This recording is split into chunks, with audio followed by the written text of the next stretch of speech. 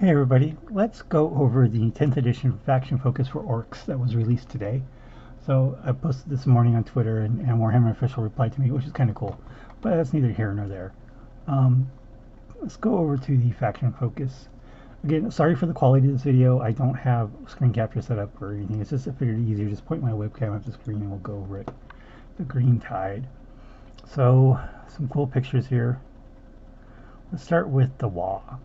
So this is kind of going back to a much more classic wall, where you call it the beginning of a turn, and you get to advance and charge. Except this time they add one strength attack, some melee weapons. So that means your orcs are going to be hitting at the Beast Snagger Boys are going to hit strength 6 with 4 attacks, minus 1 EP. And who knows what the other models are going to have? I mean. Mega knobs with more attacks. It's just one additional strength and attack on all your army. And it doesn't say, it says every unit in your army. So does it mean Grots are going to have this +1? I don't know. I hope so. That would be cool. And a 5-up invulnerable save. So, and they go on to explain that it can be at the beginning of any battle round. So if you're going second in a battle round, you can call it the beginning of your opponent's turn. So you get your 5-up invul save, and then you can advance and charge on the next turn. Which, if you've called your Wa, your opponent knows what's going to happen, so they're going to get away from you. Which is not necessarily a bad thing, of course. And if you do declare it on your opponent's turn, and they charge you, you still get the +1 strength and attacks.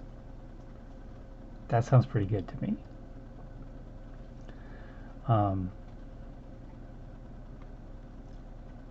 Yeah, so it boosts every model in your army, so I would assume Gretchen get that too. Otherwise, they probably wouldn't emphasize the every. Or they would say something about Grots.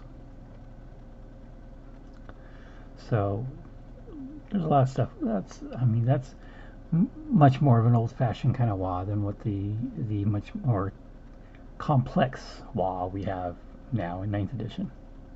That has gone through several balances, of course. Detachment rule gets stuck in. Melee weapons by Orcs model from your army have to sustain hits 1. So basically,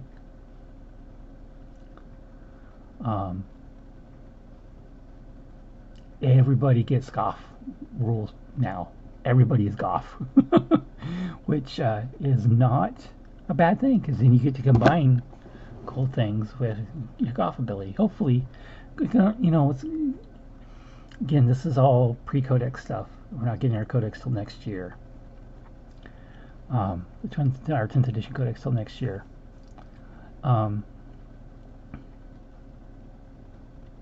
we don't know if there's going to be other clan abilities, and if there's not going to be any other clan abilities in the initial release, then that might be kind of sad, but Goths might get sustained hit too. I don't know necessarily what that means, but you get 2 additional hits for each 6, or you hit on a 5 and a 6. We don't know. But again, that's not a bad ability. Again, that's a just always on rule. So it's kind of like DACA for melee weapons for everybody. An army-wide DACA, except in melee. And DACA was an extremely powerful rule. I mean, there's no doubt about that. But that old 8th edition DACA was masterful. Very good rule. Got a cat somewhere causing trouble. So anyway, and then unit spotlight, go to the Beast Snagger Boys. So there's things that I want to look at here. First of all, their save is a 5+. They only have a 6+ save now, so does that mean boys are going to get to 5+ too, or the Beast Snagger Boys are going to be just that much better? Which would be kind of sad, being like the old Primaris versus Classic Marine thing. 7 leadership for the regular boys that are just 6. OC2, they're battle line or troops, and so that makes sense. 6-inch move is pretty good. Yeah, Choppa. And let's see what else we got here. Feel No Pain 6 up. Monster Hunters. So yeah, they're basically the same.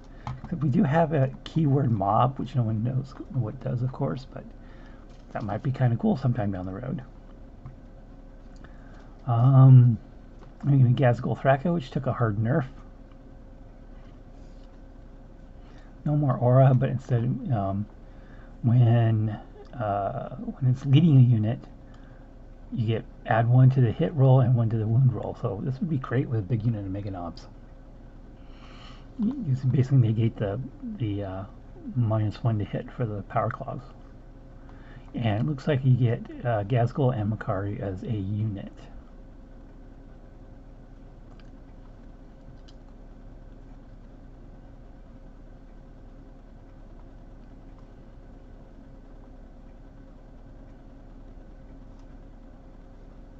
We'll see how that goes. Epic hero, of course. 4 pinball save, 2 up for Makari, of course. Wow, friendly orc units are within 12-inch of Makari. If you have Call the Wall this round, melee weapons equipped by models in that unit will gain the lethal hits. I don't think we know what that is. Probably adds mortal wounds. I mean, that would make sense. So you get sustained attack and lethal hits. Might be worth taking. And of course, there is no clan in the keyword. So there's no Goth in here anywhere. So it looks like they're not going to get any clan rules on the initial release, which is kind of sad. But we'll go on here. There's a lot to talk about here with the Stompa. So we got the big old Def Cannon, 3d6, so an average of 9 shots. Strength 14, EP -3, which is You know, everything, pretty much anything you'll be shooting at this that matters is going to have an invul save anyway. D6 damage. 9 shots, 3 hits. You know, you're going to be 3d6 damage on average. 9 wounds. 6 to 9 wounds, depending on the saves. Let's just say 6 wounds per shot is not that good. Mega Chopper's a lot better though, with 18 attacks at strength 10 and 3 damage. I mean, that's pretty good, especially if you can get the +1.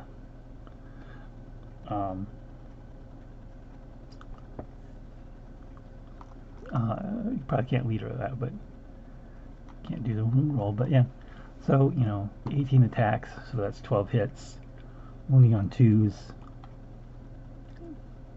I mean, that's going to take out a lot of targets. So you'll still be bumping against invul saves here. But the one thing in here, there's nothing here about the damage. So if you go over to the Knights one, there is one here that says damage 1 to 4 wounds remaining, which is 1/3. Organic Canister X 1 to 7 wounds remaining, which is again about 1/3. If they do the 1/3 with the Stompa, it might actually be playable. I mean, that's one of my biggest complaints about the Stompa has been the horrible damage table it has. This 4-tier, every 10 wounds, it gets worse and worse.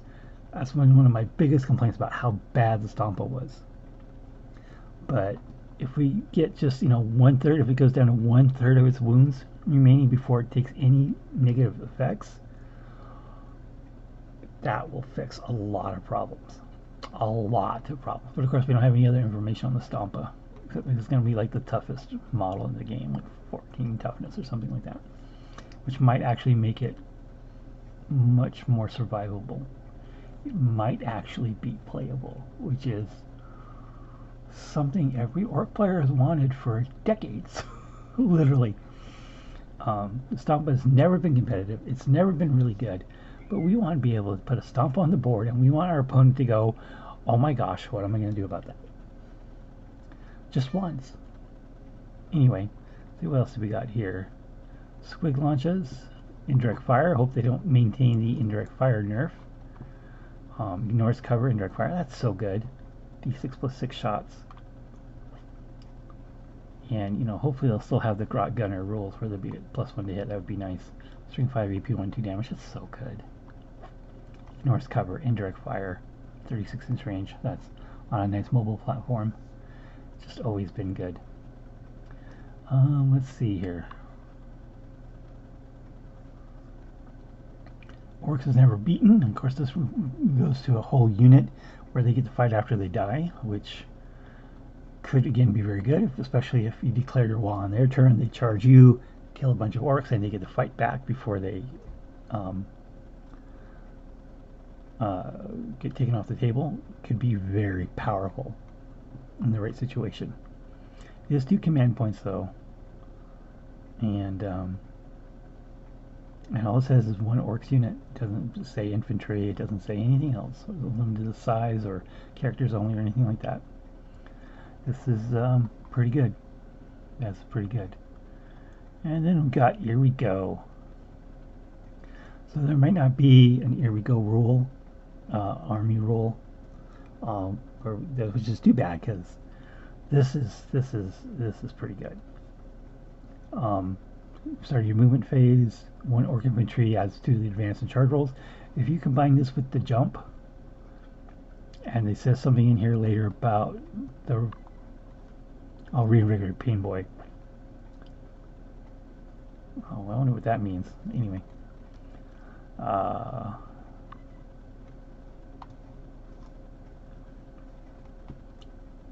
which is lots. Yeah, I mean, you just jump and now you've got a 7-inch charge. If there's any sort of reroll, army rule like we have now, which is probably not based on the name of this stratagem, but still, even a 7-inch charge after a jump is pretty good odds. It's like a 60% chance without any rerolls. So even if you use a command point reroll, I mean, that's way good odds of getting a charge in after a jump. Because I would just assume, even if we don't get the rerolls to charge, they'll keep the jump, because the jump has been an iconic part of the army for quite a while now. So that's one thing they have to keep. Let's see, what else we got on here? Army wise, the wins rarely for the orc boys have -1 will repeat the pain characters, some of which may not have been given a look in the past, such as the reinvigorated pain boy. I wonder what that means. I hope they fix the KFF back to 5+ too. Bringing the orc players back to think about when assembling the Green Tide. So yeah, there's a lot to talk about here, as you can see. But, the idea of the here we go after a jump sounds really good. The idea of the Stompa being even vaguely competitive sounds kind of fun. And it all comes down to that damage table. That's what they do to it.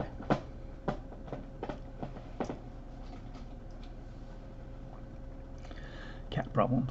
So anyway, yeah, that's what I got going on here and what I think about the faction focus. Hopefully the quality of the video isn't too bad. But if you have any questions, make sure and let me know. You can always follow me on Twitter. I do try and keep my Twitter page just strictly Warhammer stuff and other geek stuff. I don't normally post too other much to that. But yeah, thanks for watching.